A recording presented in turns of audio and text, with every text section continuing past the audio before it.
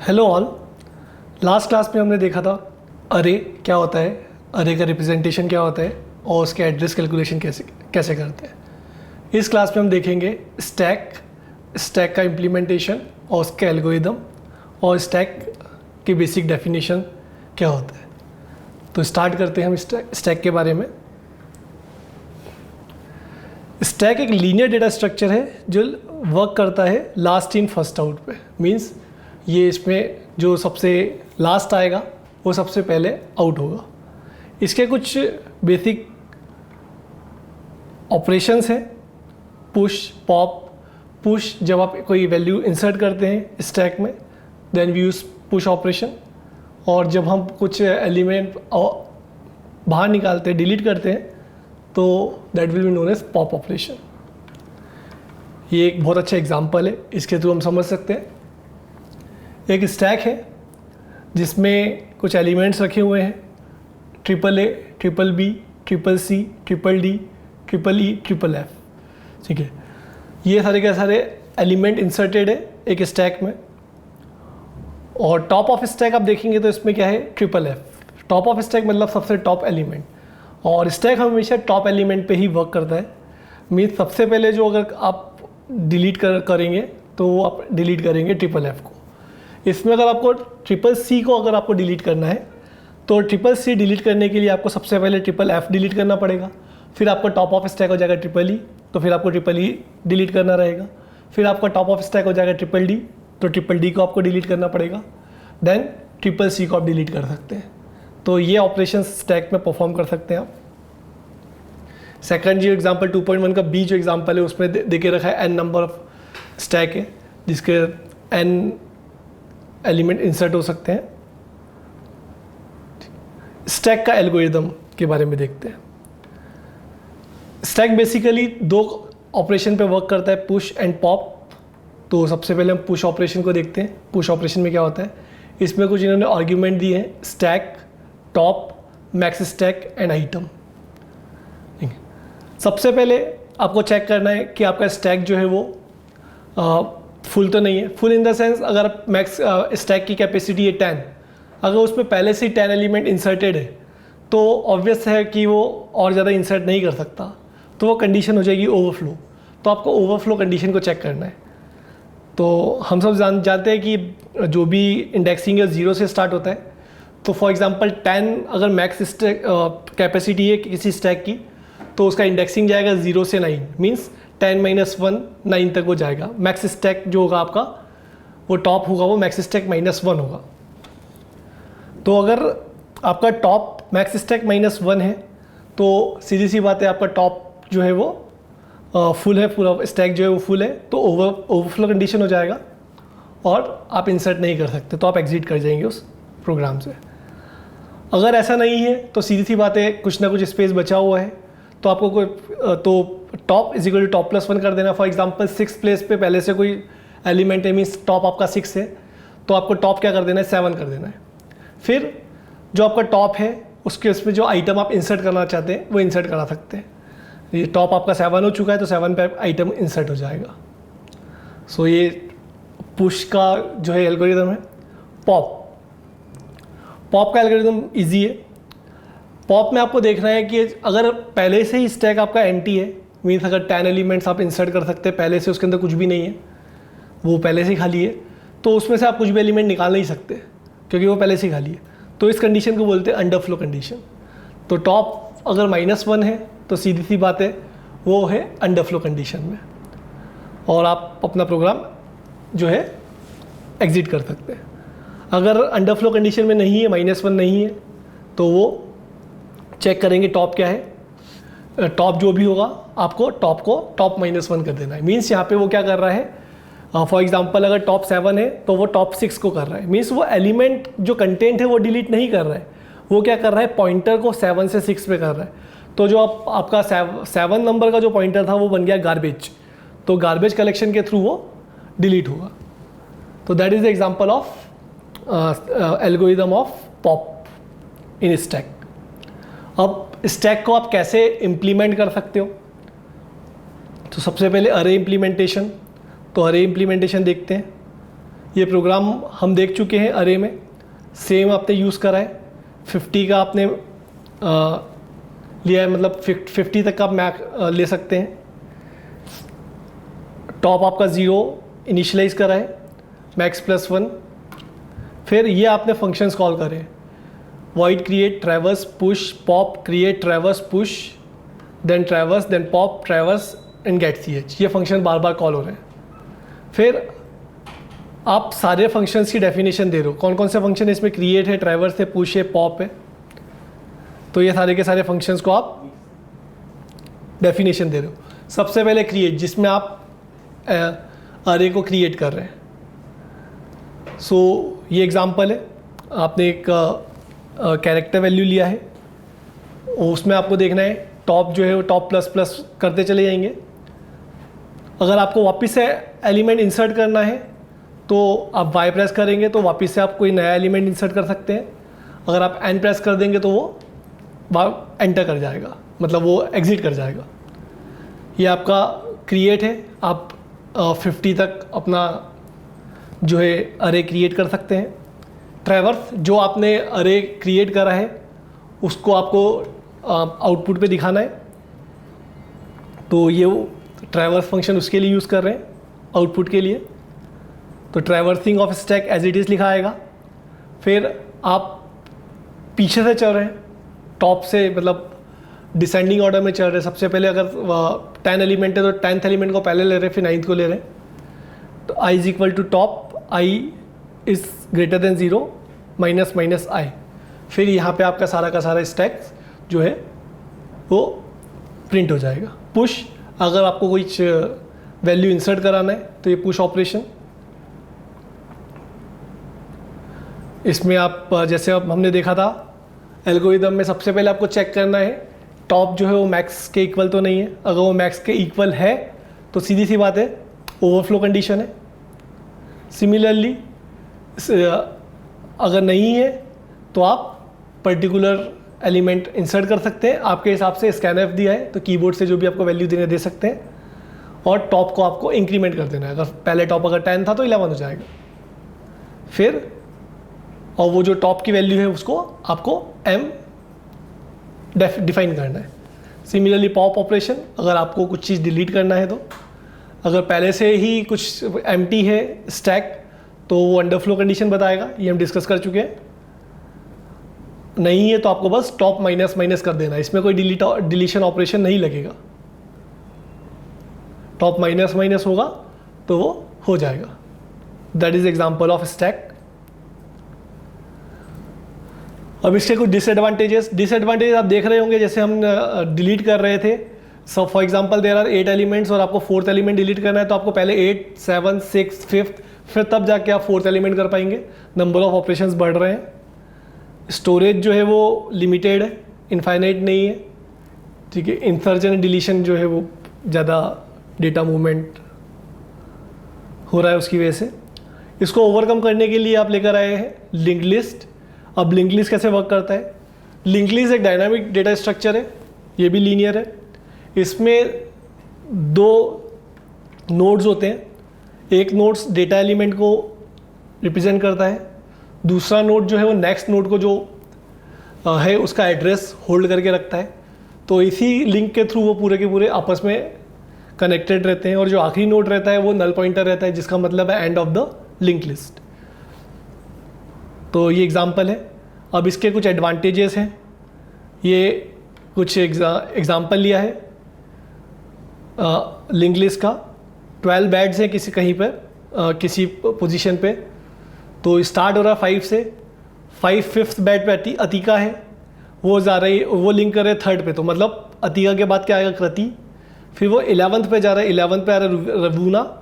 फिर 8th पे आशिता, आशिता के बाद 1st पे जा रहा है प्रतीक। फिर 7th पे जा रहा है ज्योति, 4th पे जा रहा है सुशी, एंड 12th पे जा रहा है बालचंद।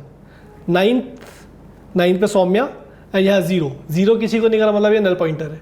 तो ये आपकी लिंक लिस्ट बन चुकी है। तो ये आप ऐसे लिंक लिस्ट बना सकते हैं।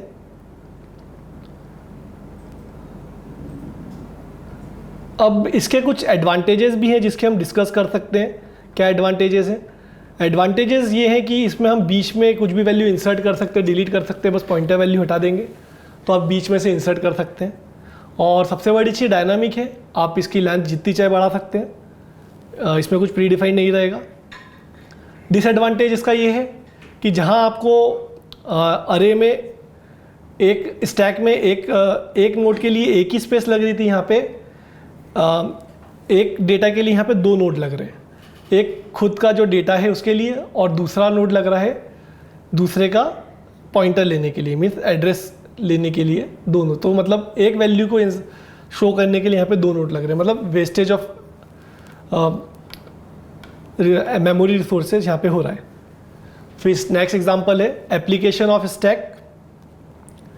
एप्लीकेशन स्टैक्स में क्या क्या देख सकते हैं, ये वैलिडिटी चेक करने के लिए अरिथमेटिक एक्सप्रेशन कुछ है वो सही है कि नहीं, वैलिड है कि नहीं, इसके लिए वो चेक कर सकता है। देखते हुए कैसे कुछ इसके एग्जांपल्स, इसके कुछ रूल्स हैं वो देख लेते हैं। अगर कोई भी ओपनिंग पैरेंथेसिस इनकाउंटर्ड होगा तो आप उसको पुश कर दीजिए, कोई क्लोजिंग पैरेंथेसिस इनकाउंटर्ड होगा तो स्टैक को एग्जामिन करिए और तब तक उसको एम्प्टी करते पॉप आउट करते रहिए स्टैक में जब तक कोई क्लोजिंग ओपनिंग पैरेंथेसिस ना मिल जाए, ठीक है। और स्टैक जब तक एम्प्टी नहीं हो जाए आप करते रहिए इसको पॉप, और लास्ट में चेक कर लीजिए जब सारा एलिमेंट डिलीट हो जाए, अगर कुछ वैल्यू कोई क्लोजिंग पैरेंथेसिस बचा हुआ है या ओपनिंग पैरेंथेसिस बचा हुआ है, ऐसा कुछ बच गया तो इसका मतलब है आपका एक्सप्रेशन जो है वो वैलिड नहीं है। जैसे एग्जांपल लिया इन्होंने, square bracket small bracket a plus B small bracket minus curly bracket c plus D curly bracket close square bracket close minus square bracket f plus G square bracket close.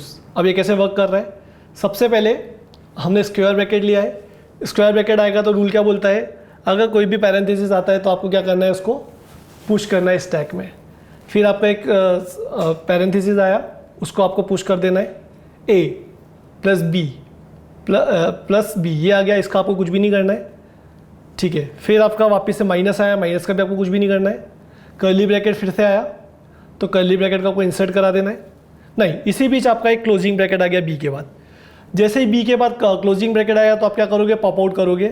Pop out क्या करोगे, एक opening bracket pop out करोगे उसके related, जैसे closing bracket small bracket है तो उसका particular opening bracket आपको पॉप आउट करना है। फिर माइनस आया, माइनस का एज इट इज़, फिर कर्ली ब्रैकेट को आप इंसर्ट कराएंगे, सी प्लस डी से कुछ परफॉर्म नहीं होगा। क्लोजिंग कर्ली ब्रैकेट आया तो आपको ओपनिंग कर्ली ब्रैकेट को पॉप आउट कर देना है।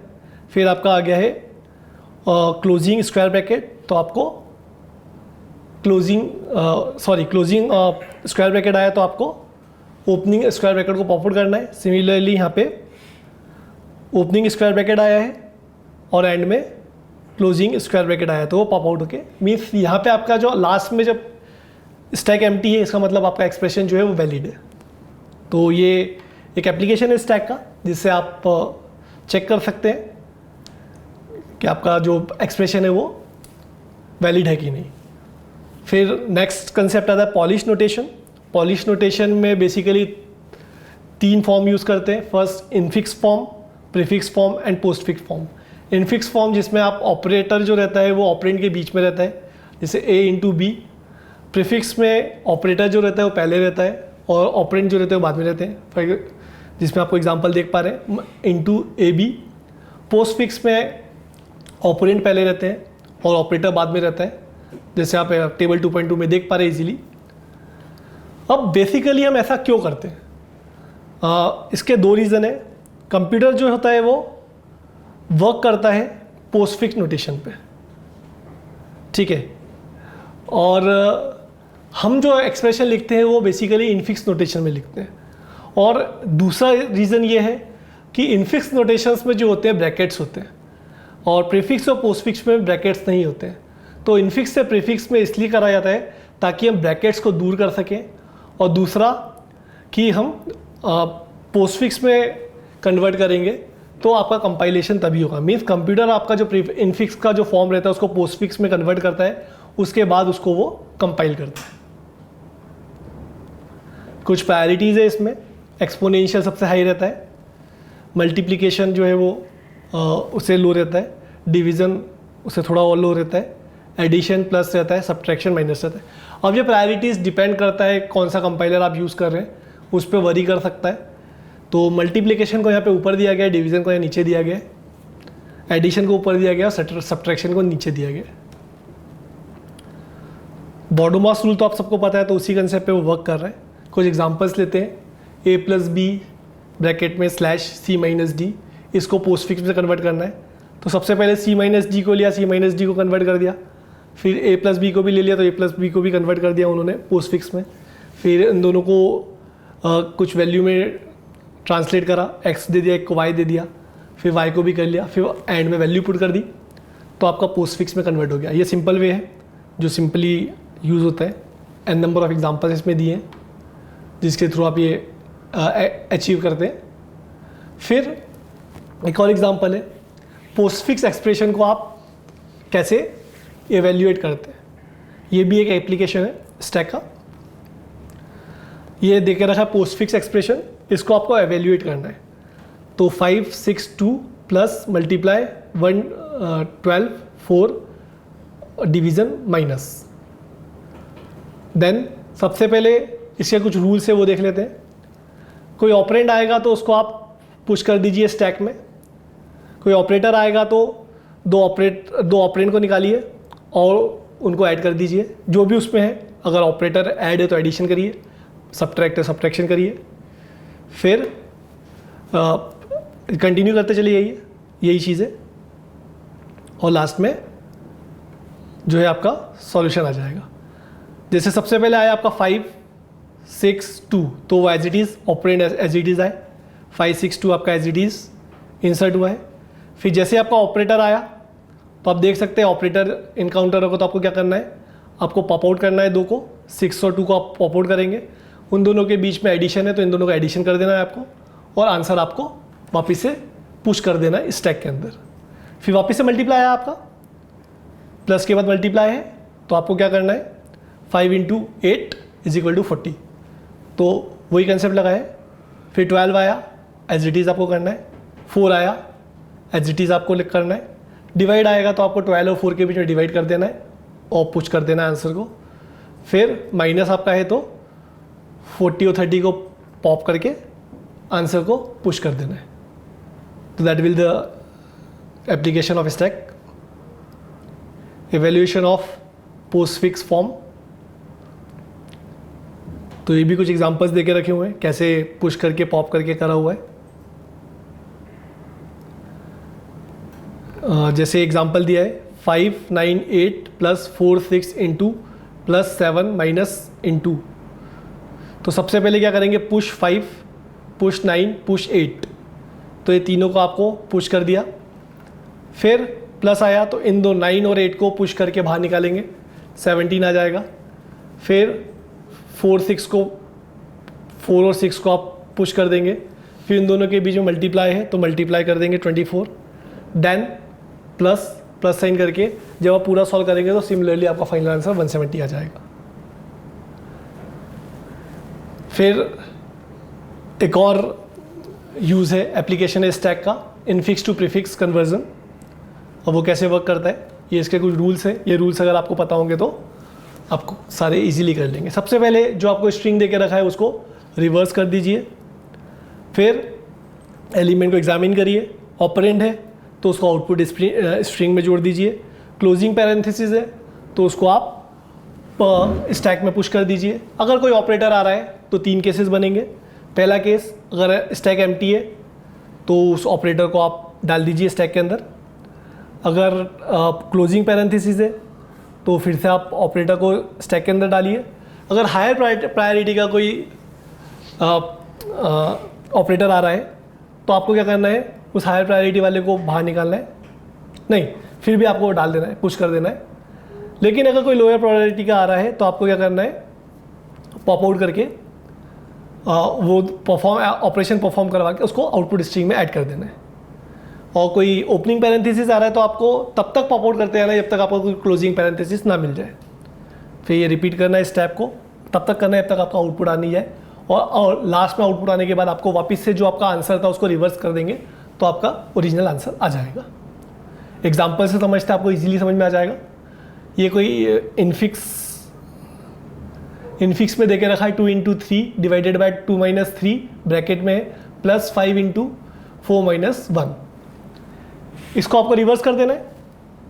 रिवर्स आपने कर दिया, closing parenthesis 1 - 4 opening parenthesis into 5 plus closing parenthesis 1 - 2 opening parenthesis divide 3 × 2।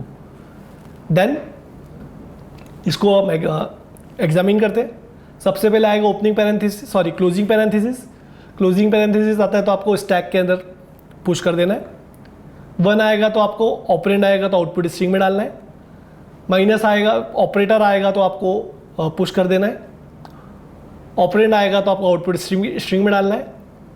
Opening parenthesis आएगा तो आपको क्या करना है, तब तक पॉप आउट करना है जब तक कि कोई क्लोजिंग पैरेंथेसिस ना आ जाए। तो क्लोजिंग पैरेंथेसिस आ रहा है तब तक एम्प्टी करा, वो पॉप आउट करा तो पूरा ही एम्प्टी हो गया। और माइनस को आपने कहाँ डाल दिया, जो माइनस ऑपरेटर था वो आपने आउटपुट स्ट्रिंग में डाल दिया। मल्टीप्लाई, फिर आप स्टैक में पुश कराएंगे, 5 आउटपुट स्ट्रिंग में भेजेंगे। प्लस आपका आया तो प्लस आने के बाद सबसे बड़ा कन्फ्यूजन यहीं पे आता है कि प्लस को हमें पुश करना है या फिर कि केवल पुश करना है या कुछ और काम भी करना है। प्लस जो है वो लोअर प्रायोरिटी का है और हायर प्रायोरिटी का मल्टीप्लाई है। तो इसमें मल्टीप्लाई आपका कहाँ चले जाएगा, आउटपुट स्ट्रिंग में चले जाएगा और प्लस जो है वो आपका इंसर्ट हो जाएगा, पुश हो जाएगा स्टैक में। फिर अगर अगेन आपका क्लोजिंग पैरेंथेसिस आया, पुश हो जाएगा 1 जो है वो आपका आउटपुट स्ट्रिंग में जाएगा, माइनस ऑपरेंड ऑपरेटर पुश होगा स्टैक में। 2 जो है वो आउटपुट स्ट्रिंग में जाएगा। फिर आपका आ गया ओपनिंग पैरेंथेसिस। ओपनिंग पैरेंथेसिस आया तो आपको क्या करना है, तब तक पॉप आउट करते चले जाना है जब तक आपको कोई क्लोजिंग पैरेंथेसिस ना मिले। तो प्लस के पहले तक सारी चीज़ें पॉप आउट हो जाएगी और माइनस ऑपरेटर जो है वो आउटपुट स्ट्रिंग में चले जाएगा। फिर डिवाइड आया, डिवाइड आने के बाद आपने देखा होगा कि यहाँ पे प्लस जो है वो आउटपुट स्ट्रिंग में नहीं गया। प्लस भी है स्टैक के अंदर और डिवाइड भी है स्टैक के अंदर। तो ये जो रूल आपका 5 है, इसकी वजह से ऐसा हुआ है। जब कभी भी हाई प्रायोरिटी का आएगा और सेम प्रायोरिटी का रहेगा तो आपको पुश ही करना है, ठीक है। देन 3 आउटपुट स्ट्रिंग में मल्टीप्लाई आप जानते हैं डिवाइड से हाई प्रायोरिटी है, जो हमने सिनारियो पढ़ा है इसके हिसाब से। बर्डो मास में देखेंगे डिवाइड की प्रायोरिटी हाई रहती है, लेकिन यहाँ पे मल्टीप्लिकेशन की प्रायोरिटी हाई दी है।